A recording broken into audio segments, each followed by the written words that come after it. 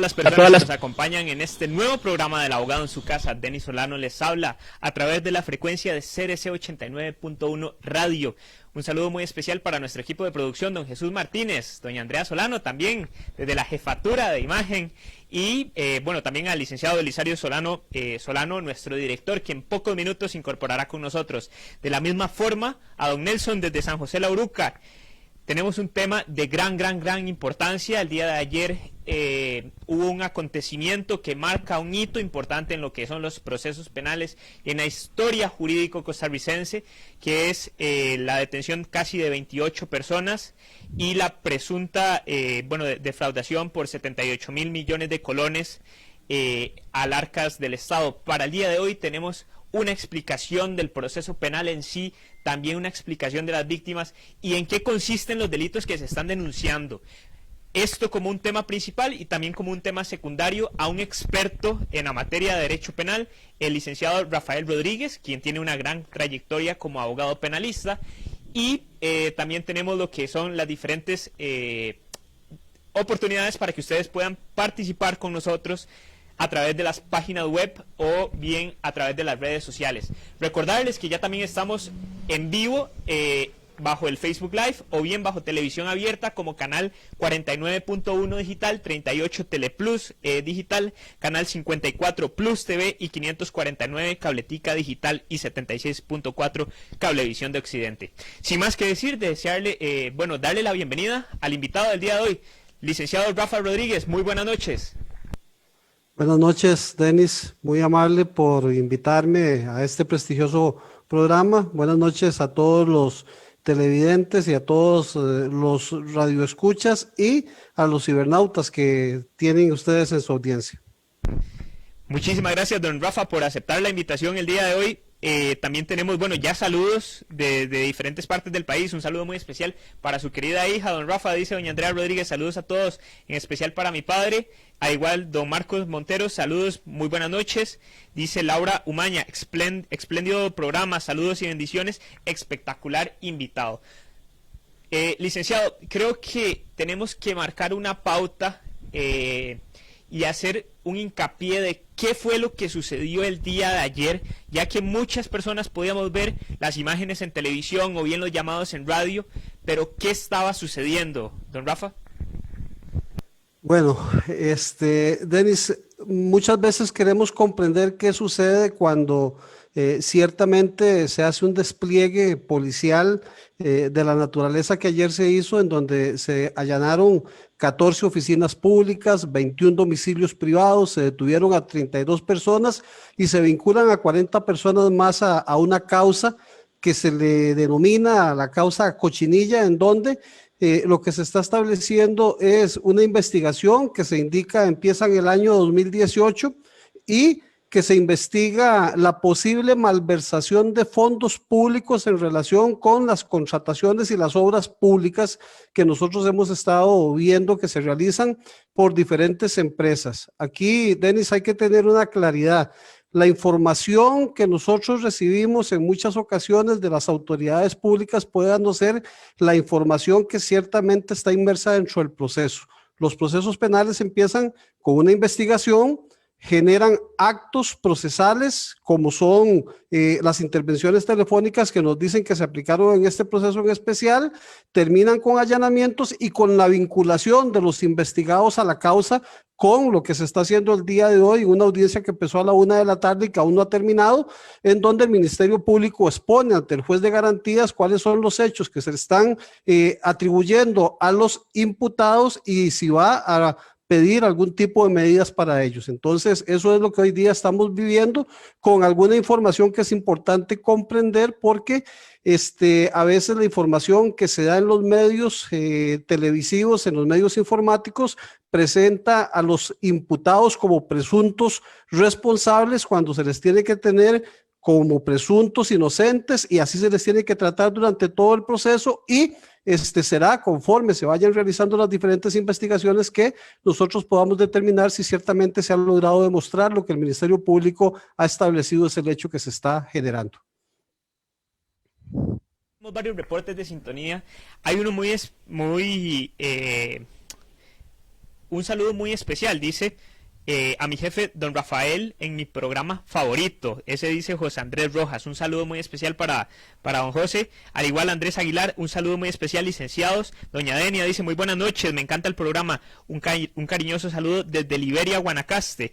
Al igual Michael Gamboa y doña Yerilyn Montoya, si no me equivoco. Licenciado, hay varios de los supuestos en los cuales se está denunciando el presunto delito. Cohechos, bien falsedad ideológica, pero vayamos poco a poco. ¿A qué se refiere un cohecho? Ok, Denis, aquí tenemos que hacer un análisis primero de la importancia que tiene este caso. Primeramente, se informó por parte del director del organismo de investigación judicial y del Ministerio Público, en este caso en particular, que este es uno de los casos en donde primero se presenta una denuncia indicándose que hay acciones irregulares. Esta denuncia genera la posibilidad de plantear lo que se llama un proceso de crimen organizado. Se pidió a un juez de garantías que determinara que esta causa efectivamente podía verse y podía tramitarse como un proceso especial de delincuencia organizada, y así se generó este procedimiento. Esto conllevó a que ciertamente se pudiera establecer también la posibilidad de realizar intervenciones telefónicas para conocer dentro de las investigaciones que se llevaban qué era lo que realmente podía estar pasando en comunicaciones entre diferentes personas. Con base en ello, se genera por primera vez en Costa Rica una situación propia de este tipo a nivel de hechos meramente especiales de naturaleza pública, donde la mayoría de los implicados son funcionarios públicos, y se generan estos delitos especiales, dentro de los que se está hablando precisamente del delito de cohecho, que es cuando se reciben dádivas. Esto es lo que nosotros conocemos efectivamente como la coima, o lo que nosotros hemos venido indicando de que se le otorga algo a una persona para que realice un acto. Entonces, este tipo de delito, el cohecho impropio o el cohecho propio, que están regulados por nuestro Código Penal en sus artículos 347 y 348, son delitos especiales que son castigados desde 6 meses a 2 años cuando hablamos del cohecho impropio, y de 2 meses a 6 años, inclusive la inhabilitación de 10 a 15 años del funcionario público cuando es lo que denominamos el cohecho propio. En uno es recibir una dádiva para hacer un acto propio de sus funciones, y en el otro es recibir una dádiva para hacer un acto contrario a sus deberes, o para no hacer o retardar un acto propio de las funciones que tienen efectivamente estos funcionarios públicos a los que se les está atribuyendo este tipo de delitos. Y no son solamente el cohecho, no solamente es las coimas que se dan, sino que se están estableciendo también una serie de delitos como es el peculado, que es la sustracción de dineros o bienes cuya administración y percepción están generándose a la confianza de los funcionarios públicos, y estos, entre esa confianza que tienen, hacen una administración no adecuada. Esto está regulado en el artículo 361 del Código Penal y tiene penas que van de 3 a 12 años. Se habla también, Denis, de pagos irregulares de contratos administrativos que están regulados en la ley contra la corrupción y el enriquecimiento ilícito en la función pública. El delito por sí mismo se explica, es un pago irregular en relación con un contrato, con una contratación que se ha hecho. El artículo 51 de la ley 8422 que hemos nombrado, la que establece precisamente este tipo de delitos. Se habla de la malversación de fondos, que está regulado en nuestro artículo 363 del Código Penal, cuando estableciendo penas de 1 a 8 años, y esta malversación de fondos es cuando se da una aplicación diferente al destino que tienen los fondos públicos, y es parte de lo que hemos venido escuchando. También se habla del tráfico de influencias regulado en la ley contra la corrupción y el enriquecimiento ilícito en la función pública, regulado en su artículo 52, que está precisamente estableciendo esa responsabilidad porque se genera de alguna forma por parte de un funcionario público alguna situación propia para hacer o no hacer, o para efectivamente establecer ante alguna persona que se genere alguna situación que por sí mismo un particular no puede hacer internamente. Se habla de la asociación ilícita, que por eso es que aquí se lleva también a lo que es la delincuencia organizada, que es cuando dos o más personas se unen durante el tiempo para realizar una serie de actos delictivos como los que aquí se están viendo. Vemos que es un proceso que tiene más de 2 años de investigación y que se dice de que efectivamente existía un grupo de personas que presuntamente estaban realizando todo este tipo de hechos. Se habla del delito de estafa, que es el engaño precisamente hacia terceros, hacia la función pública, castigado con penas que van desde 6 meses hasta 10 años, dependiendo de si la defraudación que se está generando es superior a 10 salarios base, superior a 4 millones de colones, y aquí estamos hablando de montos efectivamente altos, y se habla de falsedad ideológica, que son los delitos que se vinieron indicando por parte de las autoridades y lo que se ha publicitado actualmente. Esos son algunos de los tipos penales que se están indicando, se les están atribuyendo a estas personas a las que se les está responsabilizando este hecho, Denis. Hay un punto medular acá y justamente estaba escribiendo un artículo hace unos días que va a ser la primera vez que se ponga a prueba la ley de responsabilidad de personas jurídicas, la penalización por esos delitos. ¿Será o no que pueden alguna de estas empresas recaer en una responsabilidad? Bueno, yo voy a adelantar criterios. Bajo mi criterio, si hay delitos en específico que algunas de estas empresas señaladas sí podrían eventualmente caer y se puede poner a prueba ese primer ejercicio sobre esta ley. No sé cuál es su criterio, don Rafa.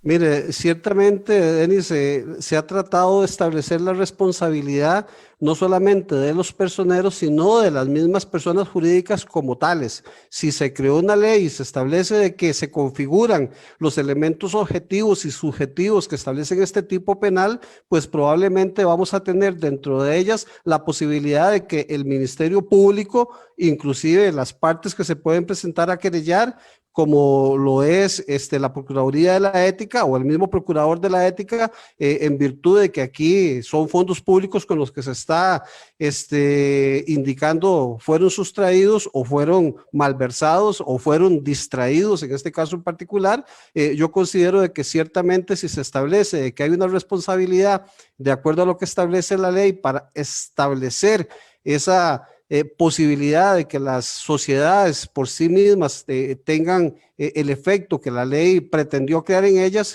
creo que efectivamente, como usted lo dice, podríamos ya estar pensando en una responsabilidad de las personas jurídicas tal cual se han dispuesto. Yo sí quería señalar de que esto nos abre un nuevo portillo para todos los penalistas para implementar el famoso compliance, que son los planes de cumplimiento y función de riesgos de delitos de estos tipos vamos a ver, de casos o de actos que se pueden dar en el ejercicio de una persona jurídica. Hay varios comentarios ya por acá, dice uno de las personas que nos acompañan, dice don Guillermo: buenas noches, señores panelistas. Estos casos como la cochinilla o el cemento tienen algo en común, se hacen exactamente a pocos meses de elecciones presidenciales. Pregunto, ¿por qué tardaron 2 años? Se entiende que deben hacer investigaciones, pero quedan dudas. Aquí parece que se mueven temas políticos. Don Rafa, ¿el ejercicio del derecho se está moviendo en temas políticos? Mire, no quisiéramos creer que esto sea un populismo mediático tendente a venir en épocas electorales a realizar este tipo de situaciones. Los casos complejos, los casos de delincuencia organizada, son casos que llevan precisamente una serie de investigaciones, son periodos en las que se generan las intervenciones. En este caso en particular tenemos entendido de que hubieron 3 periodos de intervención, en donde la ley establece 3 meses para poder hacer y que se pueden ir haciendo ampliaciones. El analizar toda esta información que va llegando hace de que efectivamente la Fiscalía tenga que tomar las medidas pertinentes para que el asunto pues llegue al final con éxito y no lleguemos únicamente con una presunción sin tener elementos suficientes de prueba para ello. Yo quisiera creer que esto no es una cuestión de carácter política, esto es una situación, Denis y oyentes, que se conoce desde hace mucho tiempo, en donde se venía hablando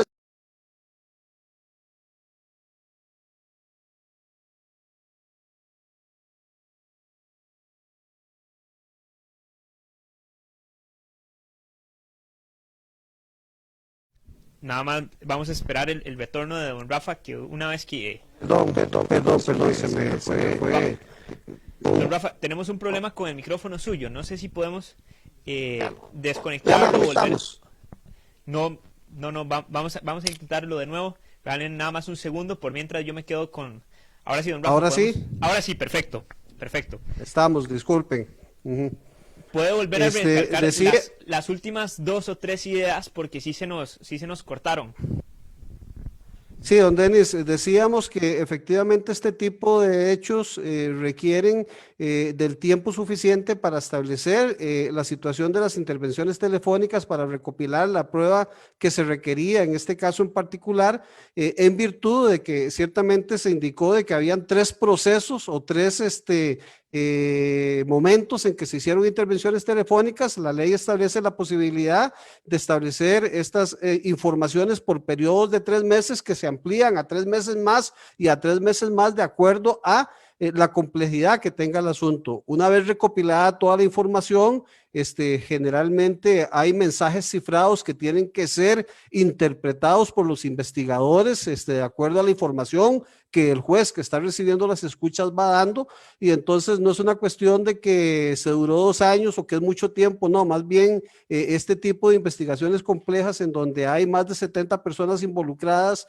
en donde se está hablando de una serie de dineros que fueron malversados, provocando un hueco, dice que provocando un hueco de más de 1.700 millones de colones. Aquí también, Denis, tenemos que comprender de que no es que se está diciendo que se sustrajeron estos 1.700 millones de colones, no, es que hay un hueco presupuestario porque se malversaron los fondos, se pudieron haber pasado fondos que estaban destinados a un fin para destinarlos a otro fin, para favorecer en algún caso algún tipo de situaciones, y que para eso se daban propinas, se daban coimas, se daban dinero, se daban dádivas, y no sabemos la cantidad de dádivas que se dieron, pero no es que se perdieron estos 1.700 millones que se dice, lo que se dice es que hay un hueco fiscal, y entonces ya conociendo el caso directamente, pues podremos pensar ciertamente cuál es el daño que se le produjo a la administración pública, cuál es el daño que se le está produciendo a todos los costarricenses en este tipo de situaciones. Rafa, tenemos ya varias consultas y dice, vamos a ver, don Luis Rodríguez, el compliance es una valiosa herramienta que puede utilizarse para prevenir y combatir la corrupción. No es la solución completa, pero coadyuva. Totalmente cierto, o sea, es totalmente cierto, y concuerdo con el licenciado Luis Rodríguez, que él es especialista en temas de derecho civil, y sí, el compliance es como ese plan preventivo, justamente así se le denomina en español, y lo que se debe señalar es que previene una serie de riesgos. No es que, es decir, se puede dar eventualmente el delito, la mitigación de los mismos y de responsabilidades se pueden delimitar en el compliance. Dice don Cristian Chinchilla, ¿por qué se llama el caso la cochinilla, don Rafa? Mire, me pregunté eso y quiero creer que esto viene como consecuencia de alguna información, de alguna observación telefónica, se está hablando de que hubo favores sexuales y se está imponiendo alguna cuestión. Creo que en algún momento pudo haberse dado ese término ahí, sos una cochinilla o sos tal situación, para establecer ese nombre al proceso. La cochinilla efectivamente es un insecto también que se tiene para los efectos de una plaga, y si pensamos en que se decía que lo que estaba sucediendo era una plaga para la administración pública, pues podría ser que se generara de ahí. Habría que conocer por parte del Ministerio Público por qué fue que se le dio ese nombre. Generalmente se enmarcan con alguna situación propia del proceso. Consultas que, bueno, si bien es cierto, habíamos planteado también como uno de los subtemas, y para ir adentrándonos en el tema de la noche, que es el proceso penal y el papel de las víctimas. Primero, en este caso de la cochinilla, ¿quién serían las eventuales víctimas y cómo pueden resarcirse esos daños por millones de colones, don Rafa? Bueno, Denis, aquí tenemos que tener claro de que para nuestros efectos, ¿qué es una víctima, verdad? En este caso, En particular, nuestra legislación define la figura de la víctima como aquella persona que ha sido ofendida por un delito. Esta es la definición sencilla. Sin embargo, hay una definición que está establecida a nivel de la Asamblea General de la Organización de las Naciones Unidas que hace un término más amplio y que nos puede dar una razón de hacia dónde está la consulta suya. Se nos dice que la víctima, vamos a entenderla como las personas que individual o colectivamente hayan sufrido daños, inclusive lesiones físicas o mentales, sufrimiento emocional, pérdida financiera o menoscabo sustancial de los derechos fundamentales como consecuencia de acciones u omisiones que violan la legislación penal vigente de los estados. Eso es parte de lo que hay. Vea que aquí se habla de situaciones de carácter personal y de carácter colectivo. Aquí estamos hablando de fondos públicos, estamos hablando de los fondos de la administración que están siendo probablemente sustraídos, que están siendo malversados, que se están yendo hacia otras situaciones que están causando daños en los contratos que se hacen, que los hacen más costosos precisamente porque se sacan fondos de un lado para llevarlos a otros destinos sin estar autorizados, creando un hueco fiscal en unos contratos y creando un daño porque inclusive estos contratos pueden generarse más caros en virtud de esta falta de presupuesto que se está dando y porque hay que crear nuevos presupuestos para cubrirlos sin tener esas autorizaciones. En este caso, quienes están siendo víctimas de esto es la colectividad, o sea, nosotros los diferentes ciudadanos, y entonces aquí se va a presentar la Procuraduría de la Ética, la Procuraduría General de la República como abogado del Estado y como abogado de los ciudadanos a presentar probablemente alguna acción civil resarcitoria para tratar de recuperar estos dineros que han sido sustraídos, desviados y para establecer el daño que se puede generar. ¿Por qué? Porque no solamente se genera el daño de carácter material con la pérdida de los dineros y de las sustracciones que se está haciendo, sino que también se pueden generar daños de carácter moral, un daño de carácter moral a la colectividad, precisamente por todo lo que estamos viviendo nosotros los ciudadanos que nos sentimos defraudados por los funcionarios públicos que están inmersos dentro de estos hechos que se están acusando y que se tendrán que investigar para establecer esa responsabilidad. Pero si ciertamente se derriba esa presunción de inocencia y son responsables de este hecho, pues créame que el daño que se nos causa a nosotros como ciudadanos, que ponemos a un funcionario a trabajar y le pagamos un salario para que él se aproveche de esa función, genera precisamente lo que cualquier persona que es objeto de un delito también puede reclamar. Bueno, en las últimas 24 horas también pasó un hito trascendental en la Fiscalía General de la República. La fiscala general, doña Emilia Navas, se inhibe del conocimiento del presente caso y asume una de las auxiliares. Esto en virtud de que uno que más bien el esposo es uno de los abogados de las empresas que está en curso y tiene personas implicadas en el caso de la cochinilla. ¿Por qué se da esto y si hay un filtro de objetividad a partir de estos criterios, don Rafa? Mire, quisiéramos pensar que ciertamente la señora fiscal general de la República es objetiva. O sea, esto lo quisiéramos pensar todas las personas que estamos inmersas en esta situación. Sin embargo, hay situaciones que a veces generan una duda. Bueno, primeramente se está diciendo de que uno de los abogados de las empresas que están inmersas dentro de esta investigación es presuntamente el esposo de la fiscal general. Bueno, no es el esposo de la fiscal general, existe un divorcio a nivel registral, pero es conocido de que ciertamente ellos conviven. O sea, se dice de que se divorciaron y conviven en unión y tienen un hogar igual. Entonces, en este caso, la señora fiscal general se inhibe del proceso pensando en que como su esposo está en esta causa inmerso, pues entonces ella por objetividad tiene que retirarse, pero no es la primera vez que ella se retira del conocimiento de un proceso por esta misma situación. Ya lo hemos visto en dos causas anteriores que han sido publicitados y en donde también su esposo, un abogado que es amigo, que es conocido y que conozco de su honorabilidad, pues está inmerso también dentro de estas situaciones. Aquí lo que hay es como un conflicto de intereses, efectivamente, entre la fiscal general y que su compañero, que su excónyuge esté inmerso como abogado defensor en causas de este tipo. ¿Por qué? Porque lo que hay es un sentimiento de la sociedad de que esta información o que este conocimiento que tiene la fiscal general genera o puede generar en algún momento información hacia la persona que está defendiendo a los imputados. Y esto genera cierta suspicacia y ciertas dudas que lo que hacen pensar es que en este tipo de situaciones lo más conveniente es que la Fiscalía General se retire de los procesos e inclusive se podría pensar que o se dedica precisamente su esposo a llevar causas de este tipo o se dedica a la fiscalía a hacer el trabajo que tiene que hacer sin tener que estar pensando en que hay que estarse inhibiendo de los procesos más importantes de defraudación que han habido a nivel nacional. Al ser las 9:26, estamos totalmente en vivo en la frecuencia de CRC 89.1 Radio. Recordarles que estamos hoy con un invitado especial hablando temas de derecho penal, que es, bueno, ya tanto el caso en sí que ha vivido Costa Rica en las últimas horas, que ya hemos dado prácticamente un abordaje, y un subtema que es el proceso penal y el papel de la víctima.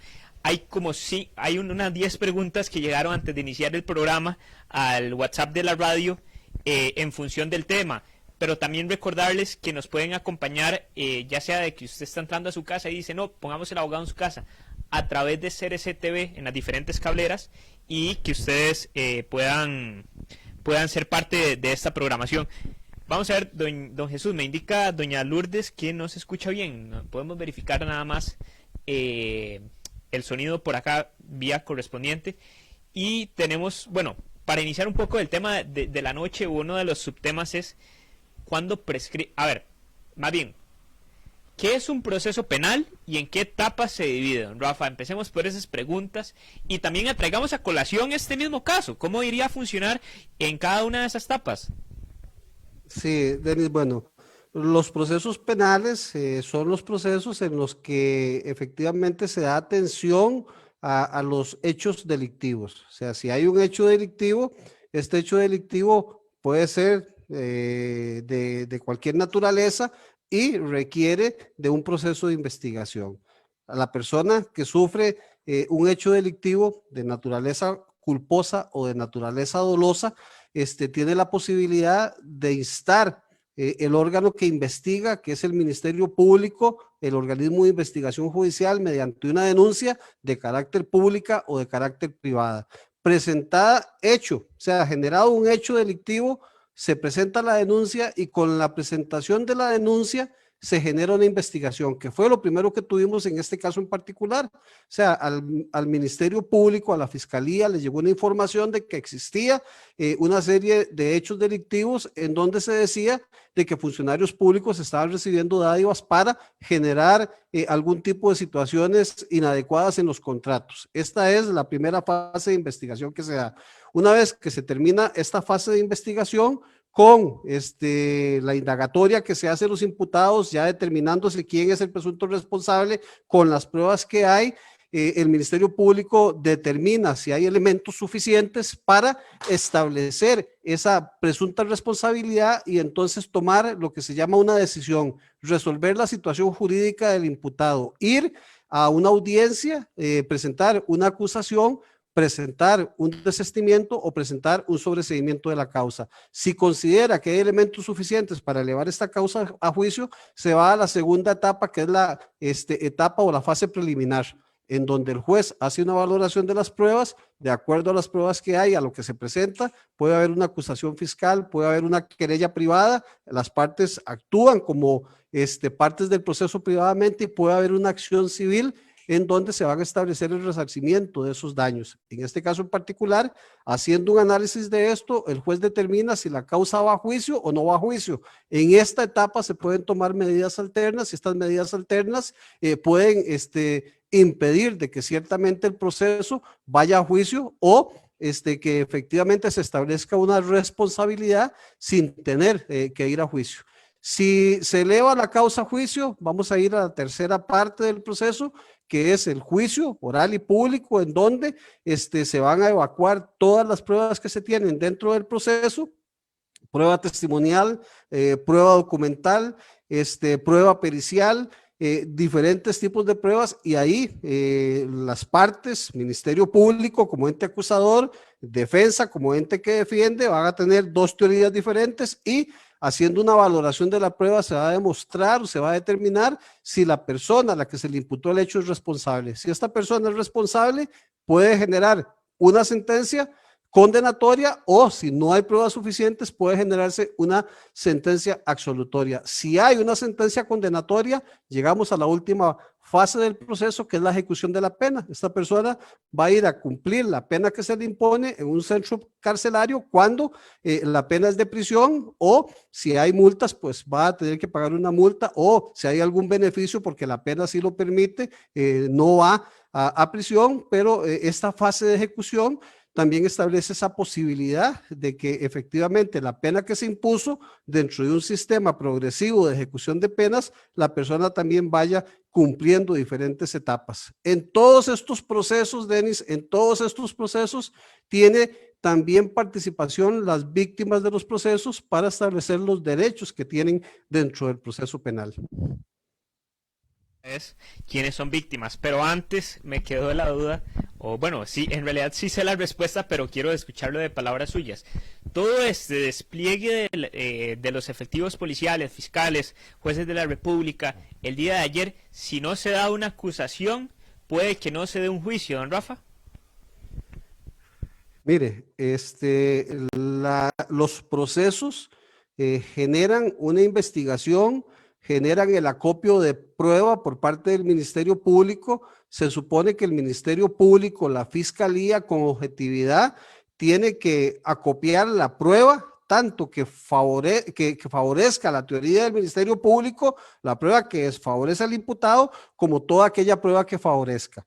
Hay ocasiones en que se considera de que no existe esta objetividad por parte del Ministerio Público, y entonces cuando se pone en conocimiento de los presuntos imputados los hechos que se les están atribuyendo, se les permite ese derecho de defensa. O sea, todo imputado tiene el derecho a tener un abogado, sea público, sea privado. Entonces, en el ejercicio que se hace esa defensa, se puede establecer que ciertamente la teoría del caso que tenía el Ministerio Público no se acierta, y se den elementos por parte de la defensa para derribar precisamente todas estas presunciones que tiene el Ministerio Público. Si los elementos de convicción no son suficientes, se supone que en la etapa preliminar el juez tiene que hacer un filtro para decir que va a juicio solo aquello que tenga probabilidad y que tenga suficiencia probatoria, y no va a juicio aquello que no tenga probabilidad.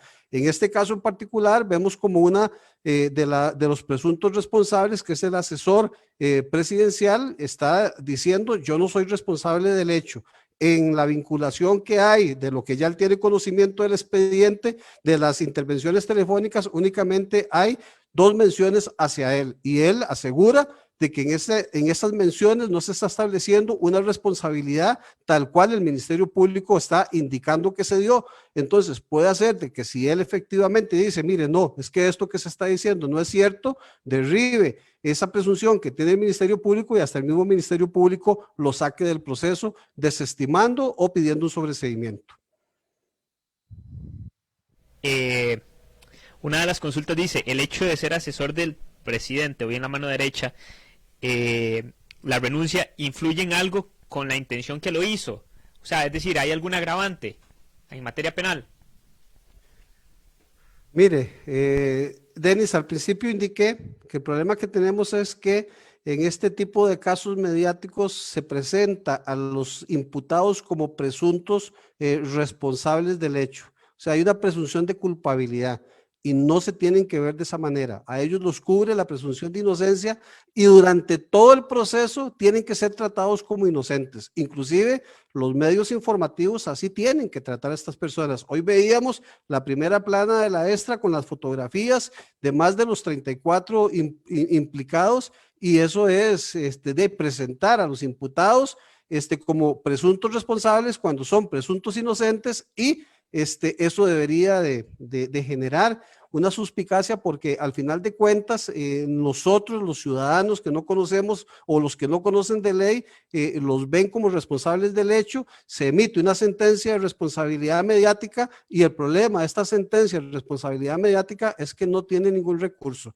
Y entonces cuando se toman decisiones por parte de jueces de garantías, cuando se toman decisiones por parte de jueces de juicio en donde se establece que no hay prueba, entonces ahí quien queda mal o es el juez de garantías o es el tribunal, y se habla, pero es por esta situación que se da, de que se trata de presentar a todas las personas como presuntos culpables cuando en realidad son imputados a los que se les está atribuyendo la posibilidad de haber cometido un hecho delictivo, y se tienen que tener como presuntos inocentes. Bueno, de las 10 preguntas, aún me faltan las 10 preguntas que están en WhatsApp. La primera de ellas es, si una de las víctimas, esto ya es enfocado en el tema propiamente dicho de manera inicial, en virtud de que más bien para todas las personas que nos sintonizan, tuvimos que hacer un abordaje integral del caso que está viendo el país en las últimas 24 horas, y el licenciado Rafael Rodríguez de la firma de abogados nos facilitó en sí sus conocimientos jurídico-penales para hacer el abordaje de forma correcta. Pero ahora encauzado en el tema que es el proceso penal y el papel de las víctimas, dice una de las preguntas: si una de las víctimas decide no ir al proceso judicial, o si bien decide quitar la denuncia antes de empezar lo judicial, ¿qué sucede, don Rafa? Denis, esto depende del tipo de delito que se esté generando.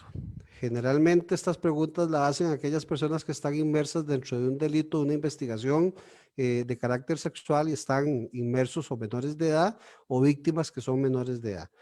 Instada la denuncia, si es un delito de instancia pública, pues el Ministerio Público puede darle seguimiento al proceso. Si es un delito de instancia privada, en donde la parte puede decidir si continúa o no continúa, si genera o no genera acción dentro de la causa, pues también puede decir no me interesa, puedo desistir o no quiero continuar con el proceso. Aquí hay que atender un principio de no revictimización.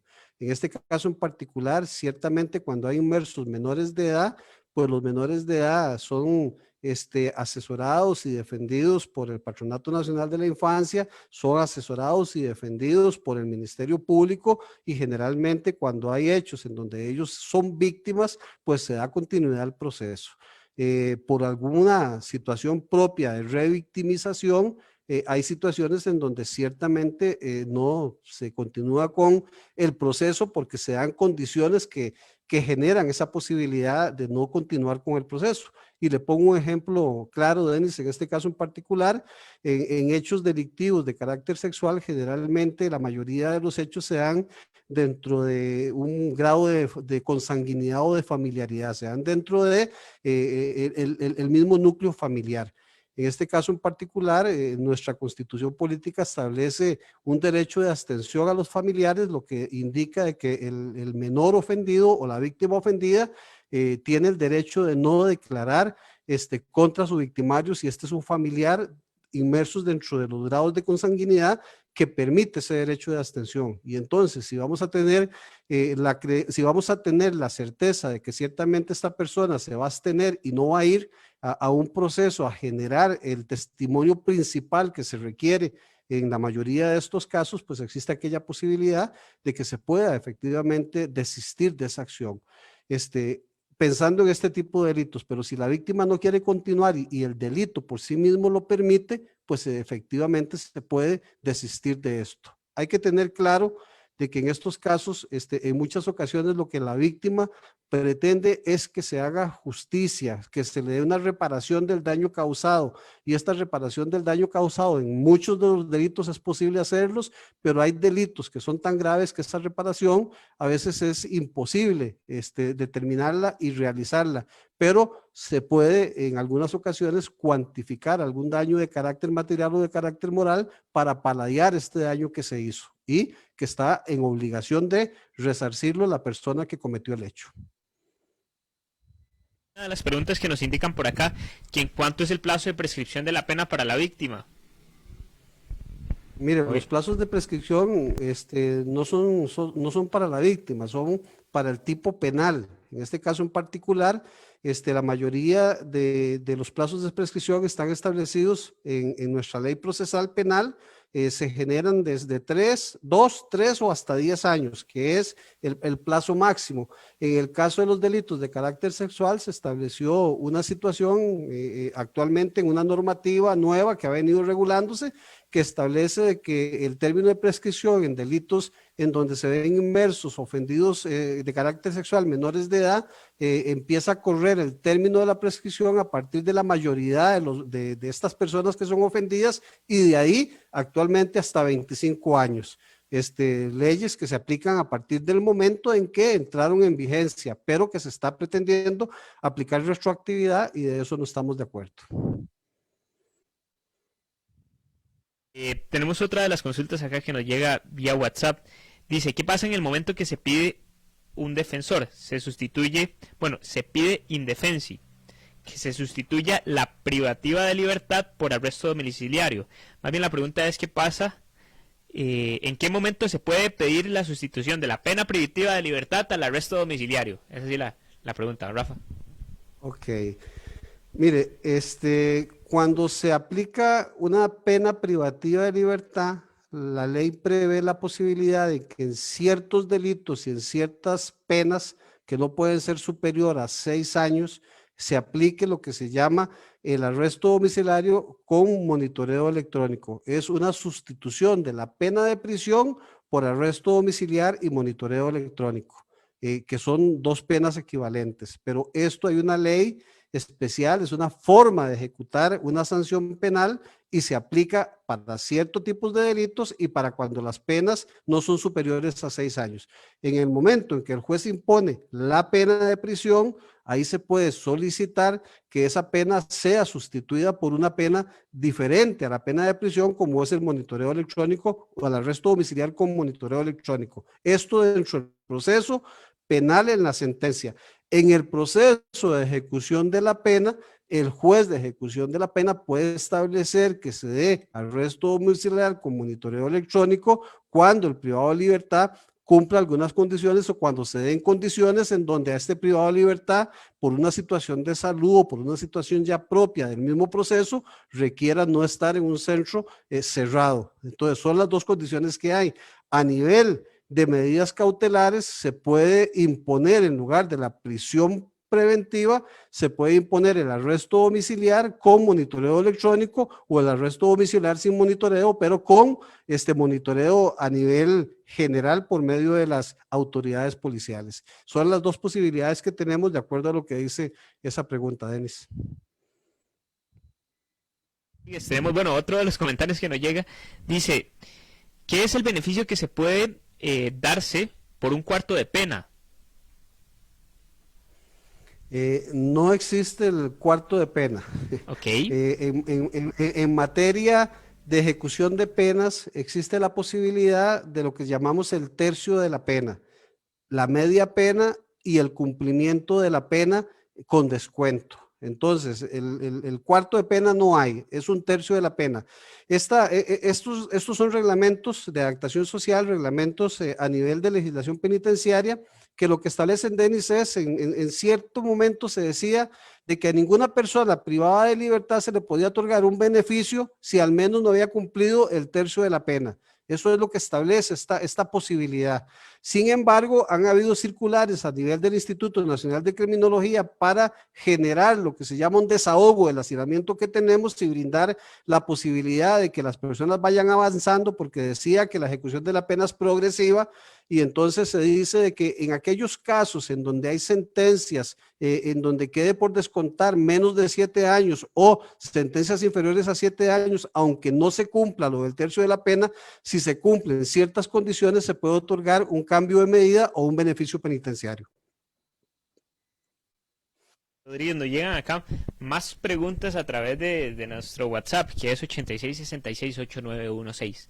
8666-8916, que es el correspondiente a Cadena Radial Costarricense. Está nuestro compañero Don Nelson enviando todas sus consultas e inquietudes para el especialista del día de hoy. Dice una de las consultas que llega por acá: ¿qué pasa si el imputado, si una de las víctimas fallece? ¿Yo puedo continuar con el proceso? Ciertamente, en este caso en particular, nuestra legislación establece que cuando hay una víctima que fallece, pues las víctimas, en este caso indirectas, son sus familiares. Si es una persona que tiene padres, pues son sus padres. Si es una persona que tenía compañera o era casado, pues es su cónyuge la que va a ir a reclamar. Si quedaron hijos, pues son los hijos. Esta es la misma situación, Denis, que se da como en el derecho sucesorio. Cuando alguien fallece, ¿quiénes son los herederos? Bueno, en este caso, cuando una víctima fallece, ¿quiénes son, en este caso, los que tienen el derecho a reclamar ese daño que se causó a la víctima? Bueno, sus sucesores.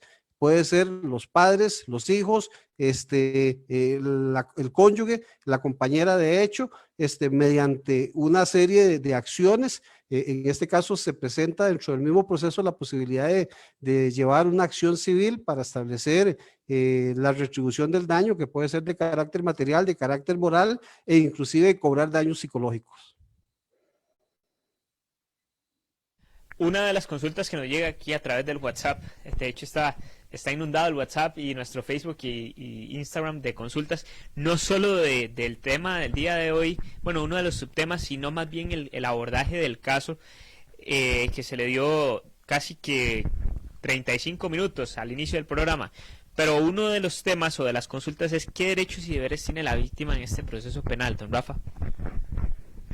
Mire, nuestro Código Procesal Penal genera una serie de derechos para las víctimas y deberes para las víctimas.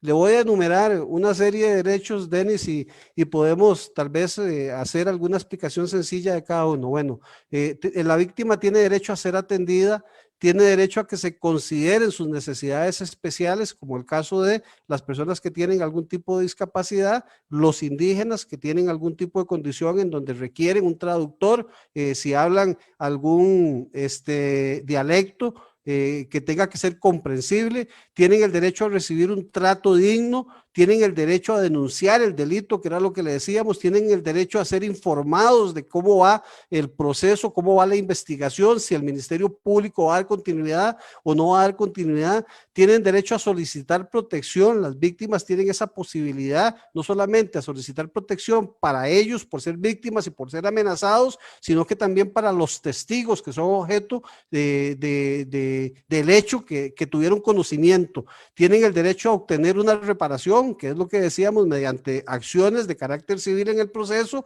para que se les retribuya el daño material hecho. Este daño material está constituido por la incapacidad temporal o permanente que tenga, inclusive el daño muerte se retribuye, tiene derecho a reclamar un daño moral y aparte de ese daño moral, tienen la posibilidad de un daño civil. Tienen derecho a ser escuchados dentro de todas las etapas del proceso, inclusive hasta en la etapa de la ejecución de la pena. Tienen derecho a interponer una querella, que es cuando el Ministerio Público considera que los elementos no son suficientes. Si la parte que se considera la víctima considera de que tiene que ir a juicio y que sea un tribunal el que determine esa responsabilidad o no, puede presentar esta querella de manera privada y continuar con el proceso para tratar de establecer ciertamente que se genere un contradictorio y que ahí sea en donde se determine si hay o no hay responsabilidad de parte de la persona que se le atribuye el hecho delictivo. Tiene derecho a ejercer la acción civil resarcitoria con un abogado público o con un abogado privado. Hay una oficina a nivel del Ministerio Público de Acción de la Víctima, y si la persona dice yo quiero que se ejerza ese derecho por medio de un abogado público, pues que se haga de esa manera.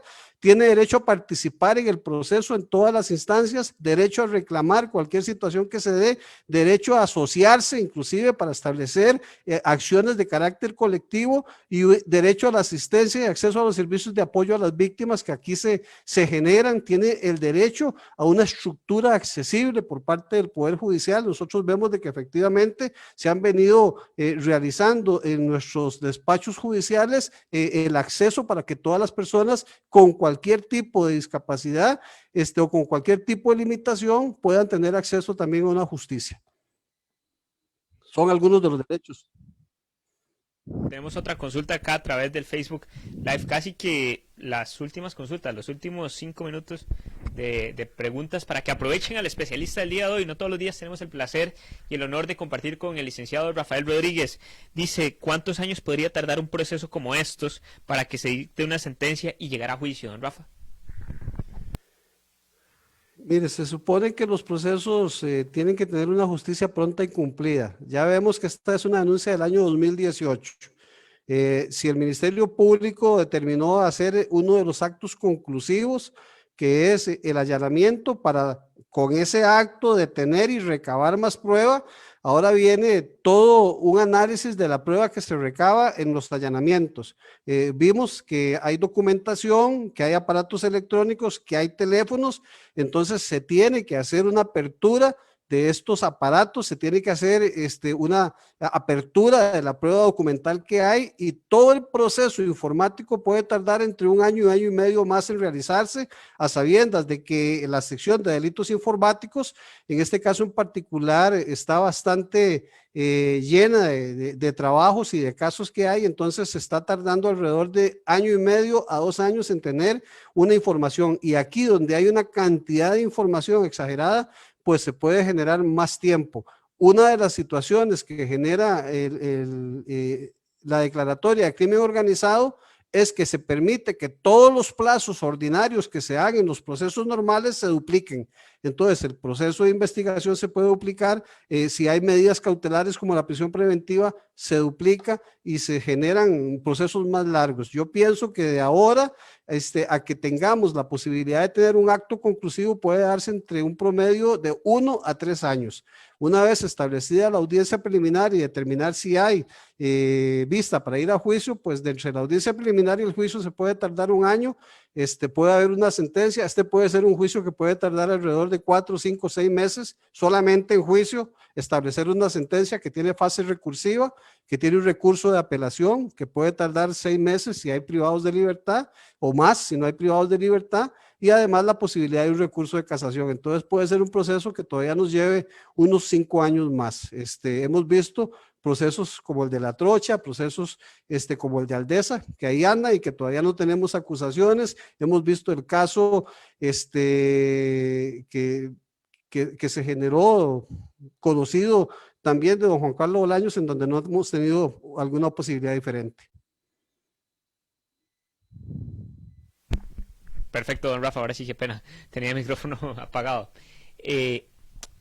Esas dos conclusiones que podemos dar, bueno, en el tema propiamente dicho del inicio del programa sobre el caso que el país está viviendo y afrontando en estas últimas 24 horas, y propiamente sobre el proceso penal y el papel de la víctima, don Rafa.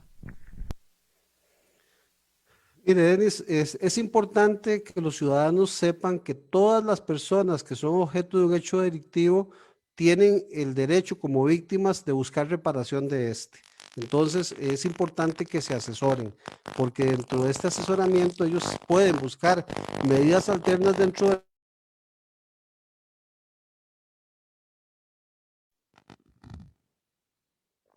Ok, estamos. Estamos.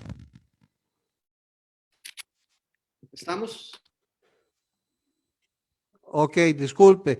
Denis, decíamos de que lo importante es que todas las personas que son objeto de un hecho delictivo sepan que en ese proceso son víctimas y tienen la posibilidad de reparar, que pueden buscar medidas alternas para evitar que el proceso vaya a juicio. Y dentro de estas medidas alternas están la conciliación, están la reparación del daño, están la suspensión del proceso a prueba en donde se genera también una reparación y a veces lo que se busca es precisamente la retribución de ese daño que se causó.